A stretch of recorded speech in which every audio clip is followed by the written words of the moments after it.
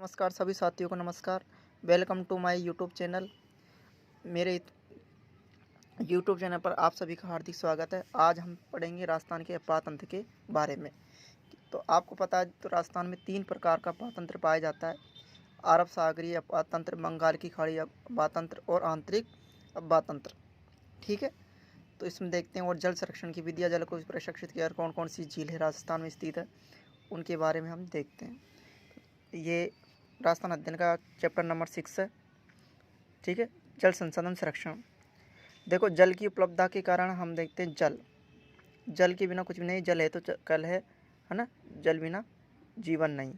देखो, जल की उपलब्धता के कारण ही पृथ्वी पर जीवन संभव है, आप सभी जानते हैं ये बात। और जल का उपयोग हम पेयजल में करते हैं, घरेलू कार्यों में करते हैं, सिंचाई में करते हैं, उद्योग आदि में करते हैं। और जो जल के जो समस्त स्रोत है वो क्या कहलाते हैं? जल संसाधन कहलाते हैं। राजस्थान के मुख्य जल स्रोतों में झील, नदियाँ और उन पर बने बांध, नहरें, तालाब, कुएं इत्यादि जल को बताए जाते हैं। और इस अध्याय में हम राजस्थान के जल संसाधनों एवं अपवाह तंत्र के बारे में अध्ययन करेंगे। तो देखो, अपवाह तंत्र क्या है? धरातलीय बनावट और भूगर्भिक संरचना के आधार पर, ठीक है, किसी नदी तथा उसकी सहायक नदियों द्वारा निर्मित जल प्रवाह की विशेष व्यवस्था को अपवाह तंत्र या प्रवाह प्रणाली कहते हैं। किसे कहते हैं? अपवाह तंत्र। धरातलीय बनावट और भूगर्भिक संरचना के आधार पर किसी नदी तथा उसकी सहायक नदियों द्वारा निर्मित जल प्रवाह की विशेष व्यवस्था को अपवाह तंत्र या क्या कहते हैं? अपवाह प्रवाह प्रणाली कहते हैं। अब जल विभाजक रेखा कैसे कहते हैं? 2 अपवाह क्षेत्रों के मध्य की उच्च भूमि जो वर्षा जल को विभिन्न दिशाओं में विभक्त कर प्रभावित करती है। ठीक है, विभक्त कर प्रभावित करती है, उससे कहते हैं जल विभाजक रेखा कहते हैं। जिससे राजस्थान में अरावली पर्वत। सहायक नदी ऐसी छोटी नदी या नदियाँ जो आगे चलकर किसी बड़ी नदी में मिल जाती है, उन्हें क्या कहते हैं? सहायक नदी कहते हैं। जैसे बेड़च है, बनास की सहायक नदी है। सोय में हम जाकर माही की सहायक नदियाँ है। चंबल की सहायक नदियाँ कौन कौन सी? बनास, बेड़स, कोठारी, काली सिंध, पार्वती इत्यादि है। अब हम देखते हैं राजस्थान के अपवाह तंत्र। तो देखो, राजस्थान का जो अपवाह तंत्र है वो अपवाह तंत्र को हम 3 भागों में बांटते हैं। बंगाल की खाड़ी का अपवाह तंत्र, ठीक है ना, ये इसकी कितना प्रतिशत है? लगभग 24% है। अरब सागरीय अपवाह तंत्र, यानी ऐसी नदियाँ जो अंतिम रूप से अरब सागर में जाकर विलीन हो जाती है, लुप्त हो जाती है, मिल जाती है, वो क्या कहलाती है? अरब सागर के अपवाह तंत्र की नदियाँ कहलाती है। और ये लगभग 16% कवर करता है। आंतरिक अपवाह तंत्र की नदियाँ, अर्थात ऐसी नदियाँ जो न तो बंगाल की खाड़ी मिलती है, न अरब सागर में जाकर मिलती है, बल्कि रास्ते में विलुप्त हो जाती है, रास्ते में सूख जाती है, वो क्या कहलाती है? आंतरिक अपवाह तंत्र की नदियाँ। और ये लगभग 60% नदियाँ होती है। तो बंगाल की खाड़ी का अपवाह तंत्र देखो,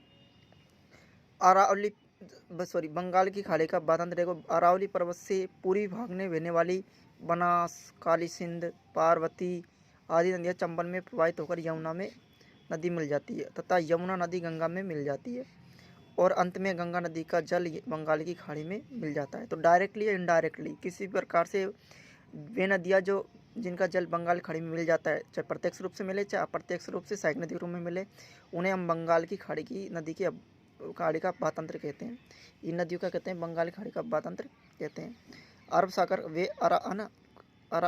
का अपवाह तंत्र, अरावली पर्वत से पश्चिम भाग में बहकर अपना जल अरब सागर में ले जाने वाली माही, सरस्वती, पश्चिम बनास एवं सहायक नदियों को अरब सागर का अपवाह तंत्र कहते हैं। अब देखते हैं हम आगे आंतरिक अपवाह तंत्र। ऐसी नदी या नदियाँ जो किसी भी समुद्र तक न पहुंचकर स्थल भाग में ही विलुप्त हो जाती है, ये किसी झील में मिल जाती है, उसे आंतरिक या भूमिगत अपवाह तंत्र वाली नदी कहते हैं। राजस्थान में बहने वाली घग्गर, बाणगंगा, कातली, सावी, रूपाले, मेंढा आदि नदियाँ आंतरिक अपवाह तंत्र के उदाहरण हैं। अब हम देखते हैं राजस्थान की प्रमुख नदी। देखो, वैसे तो राजस्थान में कई नदियाँ हैं, लेकिन इस अध्याय में हम केवल कुछ विशेष नदियों के बारे में अध्ययन करेंगे जो इस लेसन में दी गई है। ठीक है, तो चंबल नदी के बारे में देखते हैं। तो ये चंबल नदी जो आपको सबसे पहले तो ज्ञात है कि ये बंगाल की खाड़ी की अपवाह तंत्र की नदी है, अर्थात इसका जल बंगाल खाड़ी में जाकर मिल जाता है प्रत्यक्ष या अप्रत्यक्ष रूप से। उद्गम मध्य प्रदेश में विंध्याचल पर्वत से होता है। इसका राजस्थान पे भैंसरोगढ़, चित्तौड़गढ़ से होता है। पर्वत क्षेत्र 6 जिलों में बहती है चंबल। कौन कौन से में? चित्तौड़गढ़, कोटा, बूंदी, सवाई माधोपुर, करौली एवं धौलपुर। ठीक है।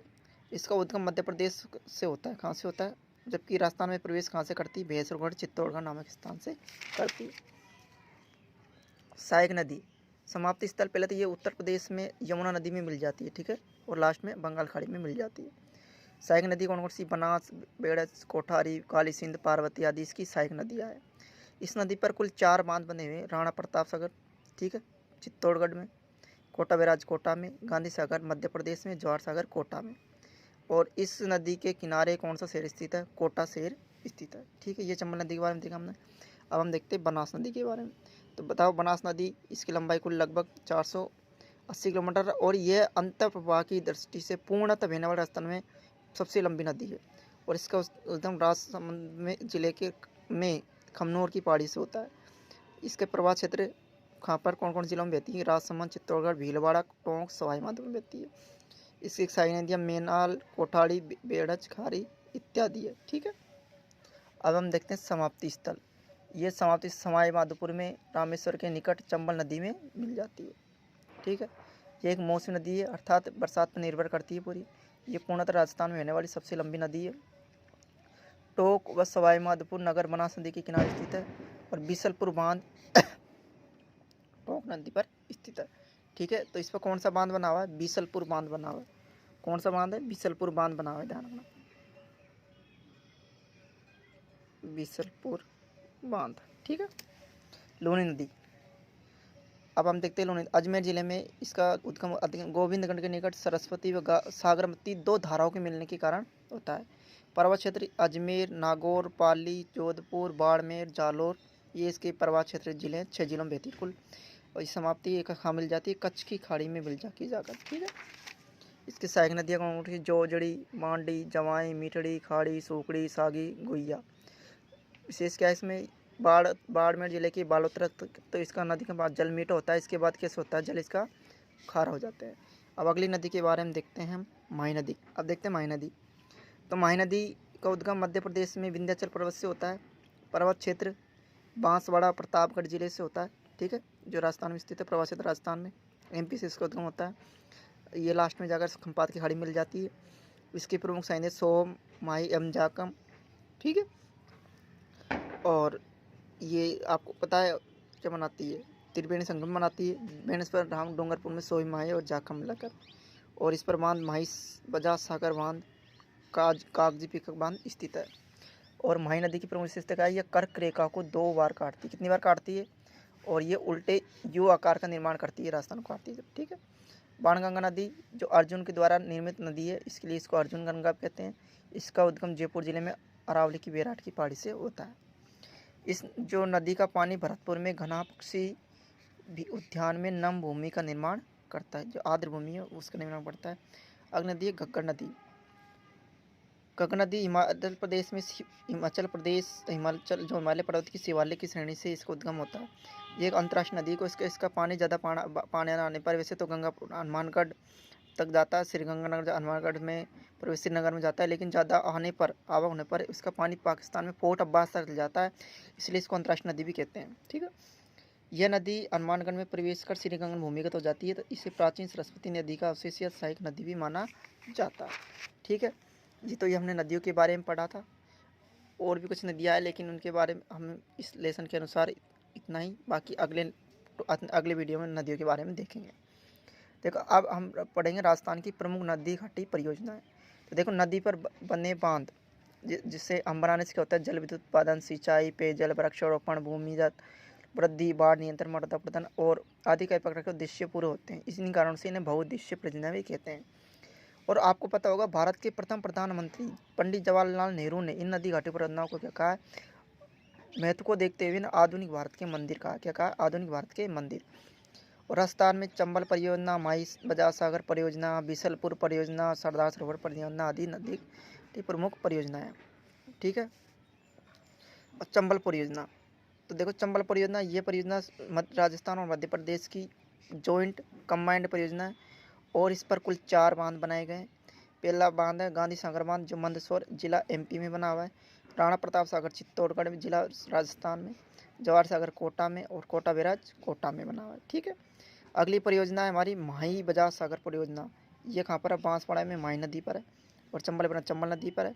ये राजस्थान और गुजरात की संयुक्त परियोजना है। अगली नदी है हमारी सरदार सरोवर योजना। ये कौन सी नदी पर है? नर्मदा नदी पर। कहाँ पर स्थित है? गुजरात में स्थित है।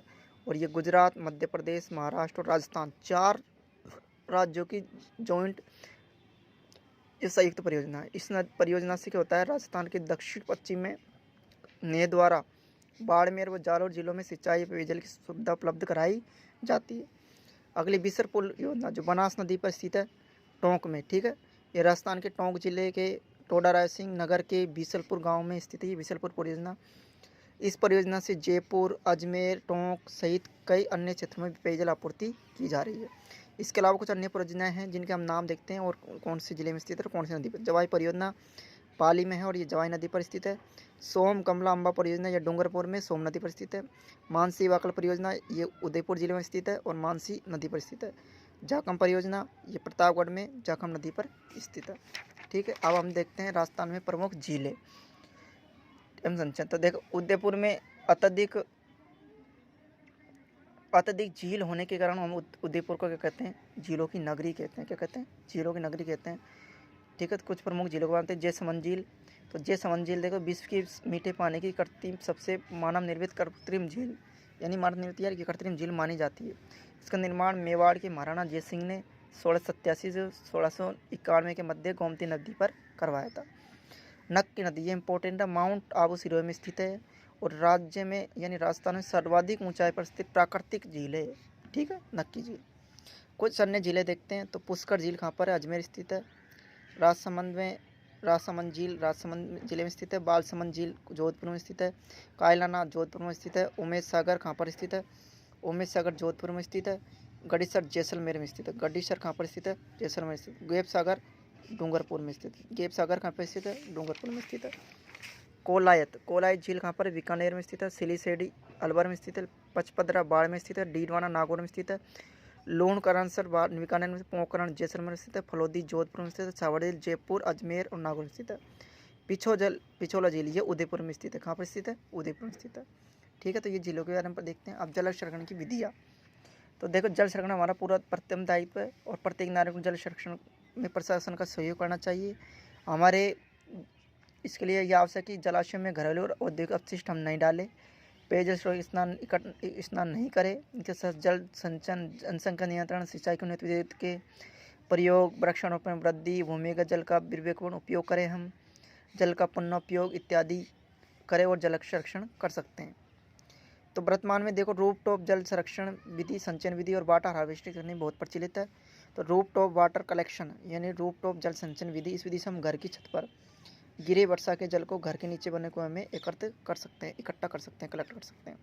वाटर हार्वेस्टिंग, इस विधि से हम इस तकनीक के द्वारा वर्षा के व्यर्थ बहने वाले जल को भूमिगत अंडरग्राउंड कर देते हैं, ठीक है। वाटर हार्वेस्टिंग विधि कहलाती है।